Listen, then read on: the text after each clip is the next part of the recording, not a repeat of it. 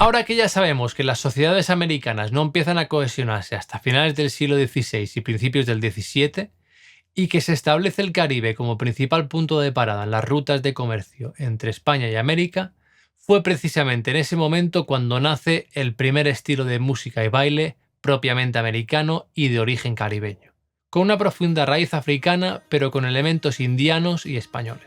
Estamos hablando de la zarabanda.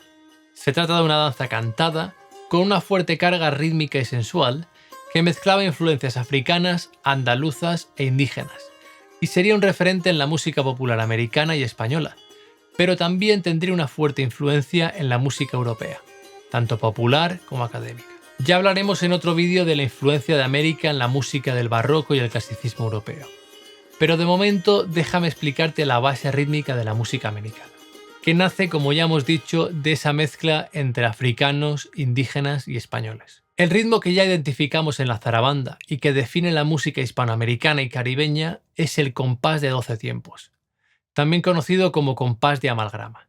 Combina ritmos binarios y ternarios. Tenemos distintas subdivisiones o combinaciones. Las principales son estas. La primera combinación sería 1, 2, 1, 2, 1, 2, 3, 1, 2, 1, 2, 3.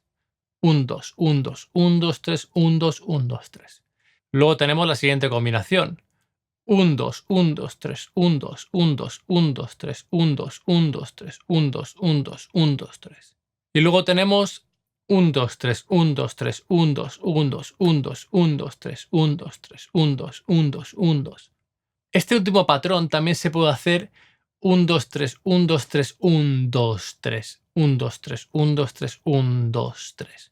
Este patrón, aunque no fue característico de la zarabanda cortesana barroca, más lenta y solemne, sí constituye la base rítmica de muchos géneros posteriores como la cumbia, el son, el festejo peruano o incluso el flamenco. Para que lo escuches te dejo un fragmento de la pieza barroca de Gaspar Sanz, interpretada por Andreas Nachtheim y Klaus Matter. Fíjate que el ritmo es 1, 2, 3, 1, 2, 3, 1, 2, 3, 1, 2, 3, 1, 2, 3, 1, 2, 3.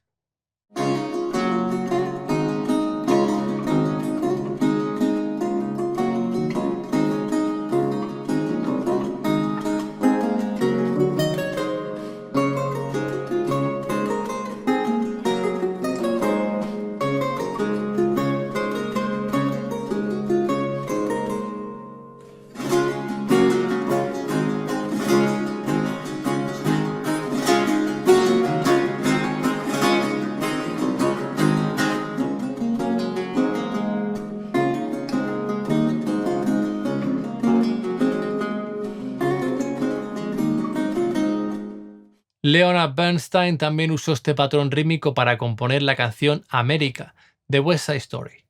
Te dejo aquí el enlace a una versión dirigida por Gustavo Dudamel.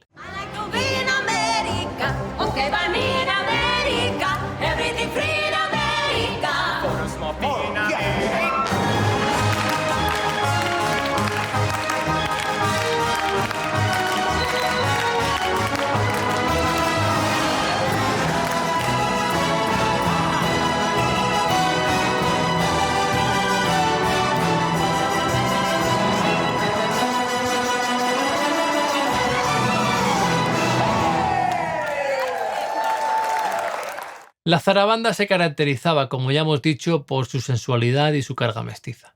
Fue perseguida y censurada, pero también sentó las bases rítmicas de una tradición musical mestiza que seguirá desarrollándose en tabernas, plazas, conventos y palacios. Y pronto daría lugar a una gran variedad de nuevos estilos que exploraremos en las próximas secciones. Otro de los estilos de referencia en el cancionero ternario caribeño es el fandango indiano, documentado desde el siglo XVII. Aunque durante mucho tiempo se asumió como un género puramente español, el Diccionario de Autoridades de 1732 lo define como un baile introducido por los que han estado en los reinos de Indias, es decir, por aquellos que fueron y volvieron de América. Esto sugiere que la forma más viva y contagiosa del fandango fue reinterpretada y reimportada desde el Nuevo Mundo. El fandango se caracteriza por su ritmo ternario vibrante, su uso de instrumentos de cuerda pulsada como la guitarra barroca, la vihuela o el tiple, y percusiones que remiten a sus raíces africanas.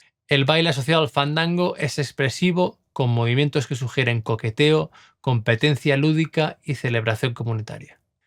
En el plano social, el fandango fue mucho más que entretenimiento. Sirvió como un espacio de reunión, resistencia cultural y comunicación simbólica, especialmente en contextos de esclavitud o represión colonial. Para muchos afrodescendientes e indígenas, el fandango fue un refugio para preservar su herencia cultural, contar historias y afirmar su identidad. Pero el fandango no se limitó solo a la música popular, también llegó a la música culta. Desde la segunda mitad del siglo XVII aparecen manuscritos novohispanos y en las obras para guitarra de Santiago de Murcia, uno de los grandes compositores barrocos con formación hispanoamericana. Más tarde, compositores como Luigi Boccherini, Domenico Scarlatti o el padre Antonio Soler incorporaron formas derivadas del fandango en sus obras para teclado y conjuntos de cámara. Te dejo aquí un fandango de Santiago de Murcia.